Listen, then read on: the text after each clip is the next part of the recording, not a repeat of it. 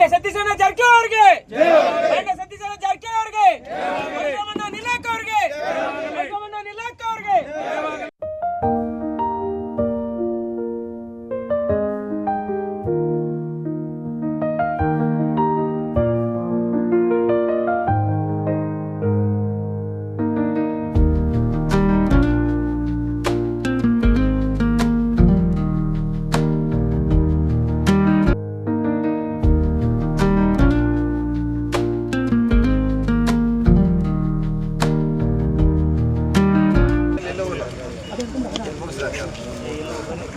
ಇವತ್ತು ಬಾಗಲಕೋಟೆ ಕ್ಷೇತ್ರಕ್ಕೆ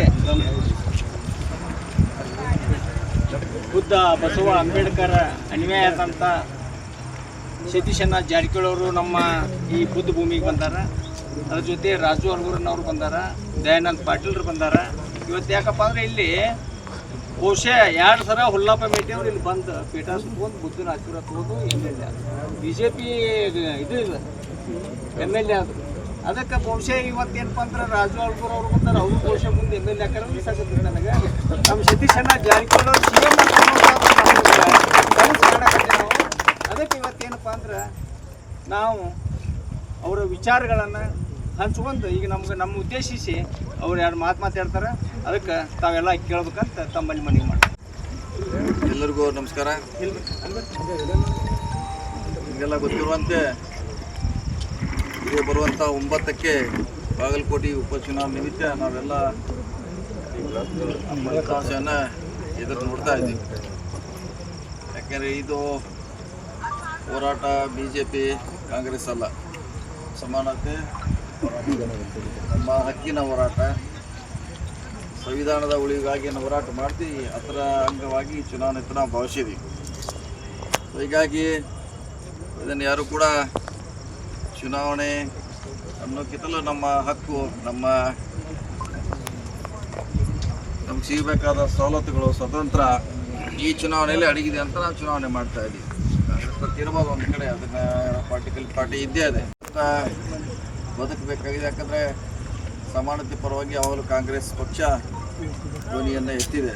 ಅಲ್ಲಿ ಭಾಳಷ್ಟು ಲೋಪದೋಷ ಇದೆ, ಇಲ್ಲ ಅಂತ ಹೇಳೋಕ್ಕಾಗಲ್ಲ, ಎಲ್ಲ ಸರಿ ಇದೆ ಅಂತ ಹೇಳೋಕ್ಕಾಗಲ್ಲ. ಇದರಲ್ಲಿ ರೈಟ್ ವಿಂಗ್ಗಿಂತ ಲೆಫ್ಟ್ ವಿಂಗ್ಗಿಂತ ಸ್ವಲ್ಪ ಪರವಾಗಿಲ್ಲ. ಹೀಗಾಗಿ ನಾವು ಅದನ್ನು ಬೆಂಬಲಿಸಬೇಕಂತ ಅನಿವಾರ್ಯತೆ ನಮಗೆ ಇವತ್ತಿನ ದಿವಸಗಳಲ್ಲಿ ಇದೆ. ಹೀಗಾಗಿ ನಿಮ್ಮಲ್ಲಿ ಏನಾರ ವೈಮನಸ್ಸಿರ್ಬೋದು, ಆ ಪಕ್ಷದ ಬಗ್ಗೆ ಇರ್ಬೋದು, ಅಥವಾ ಹಿಂದೆ ನಮ್ಮ ಕೆಲಸ ಆಗಿಲ್ಲ ಸಮಸ್ಯೆ ಇರ್ಬೋದು, ಅವನ್ನೆಲ್ಲ ಬರುವಂಥ ದಿನಗಳಲ್ಲಿ ಸರಿ ಮಾಡುವಂಥ ಪ್ರಯತ್ನ ಮಾಡೋಣ. ಇದು ಯಾವಾಗ ಸಾಧ್ಯ ಆಗ್ತದೆ, ಅಧಿಕಾರ ಬಂದರೆ ಆಗ್ತದೆ. ನಮ್ಮ ಶಾಸಕರಾದರೆ ಮಾಡಲಿಕ್ಕೆ ಸಾಧ್ಯ ಇದೆ, ಸಾಕಷ್ಟು ಸಮಸ್ಯೆ ಇದೆ.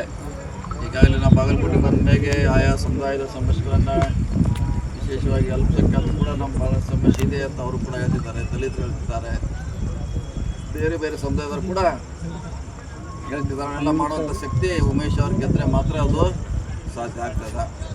ಹೀಗಾಗಿ ಕಾಂಗ್ರೆಸ್ ಪಕ್ಷ ನಿಮ್ಮ ಪರವಾಗಿರುವಂಥ ಪಕ್ಷ, ಬಡವರ ವಿಶೇಷವಾಗ್ತದೆ, ಬಡವರ ಪಕ್ಷ, ಶೋಷಿತರ ಪಕ್ಷ ಅಂತ ನಾವು ಮುಂಚೆಯಿಂದ ಕೂಡ ಹೇಳ್ಕೊತ ಬಂದಿದ್ದೇವೆ. ಇವತ್ತು ಕೂಡ ಅದನ್ನೇ ಪ್ರತಿಪಾದನೆ ಮಾಡ್ತಾಯಿದ್ದೀವಿ. ನಾವು ದಯವಿಟ್ಟು ಏನೇ ನಿಮ್ಮ ಸಮಸ್ಯೆಗಳ ಭಿನ್ನಾಭಿಪ್ರಾಯ ಇದ್ದರೆ ಅದನ್ನು ಮರೆತು ಕಾಂಗ್ರೆಸ್ ಪಕ್ಷ ರಮೇಶ್ ಮೇಟಿ ಅವರಿಗೆ ತಮ್ಮ ಆಶೀರ್ವಾದ ಮಾಡಬೇಕು. ಮುಂದಿನ ದಿನಗಳಲ್ಲಿ ಒಳ್ಳೆಯ ದಿನಗಳು ಬರ್ತಾವ. 70 ವರ್ಷಗಳಿಂದ ಮುಂದಿನ ದಿನಗಳಲ್ಲಿ ಅದನ್ನು ಕೆಲವೇ ದಿನಗಳಲ್ಲಿ ನಾವು ಜಾರಿ ತರುವಂಥ ಪ್ರಯತ್ನ ಮಾಡ್ತೀವಿ. ಆಗ ನಿಮ್ಮ ಶಕ್ತಿ ನಮ್ಮ ಜೊತೆ ಇರಬೇಕು.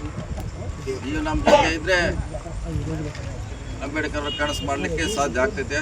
ಆ ನಿಟ್ಟಿನಲ್ಲಿ ಹೆಚ್ಚಿಗಳಿದೆ ತಾವು ಉಮೇಶ್ ಮೇಟಿ ಅವರಿಗೆ ತಮ್ಮ ಅಮೂಲ್ಯವಾದ ಮತಗಳನ್ನು ಕೊಡಬೇಕು.